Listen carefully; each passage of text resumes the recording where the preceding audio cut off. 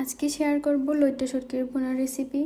তো প্রথমে আমরা কিছু রসুন আর লইট্টা শুটকি ভালো করে টেলে নিব। তারপর গরম পানি দিয়ে ভালো করে বারবার এগুলো ধুয়ে নিতে হবে, কারণ এগুলোর মধ্যে অনেক ধরনের ময়লা আবর্জনা থাকে। তো ভালো করে ধুয়ে নেওয়ার পরে আমরা একটা কড়াইয়ের মধ্যে তেল নিব। তারপর অনেকটা পেঁয়াজ কুচি দিতে হবে, যেহেতু আমরা শুটকিটা ভুনা করব। তারপর যখন পেঁয়াজটা নরম হয়ে আসবে, তারপর আমরা কিছু রসুন বাটা দিয়ে দিব। তারপর দিয়ে দিব রসুনের কোয়াগুলো, ভালো করে একটা সুন্দর স্মেল আসার জন্য। তারপর দিয়ে দিব আমাদের পরিষ্কার করে রাখা শুটকিগুলো। এটা দিয়ে ভালো করে নেড়ে চেড়ে যখন একটু হয়ে আসবে, তারপর আমরা দিয়ে দিব একে একে হলুদের গুঁড়ি, মরিচের গুঁড়ি।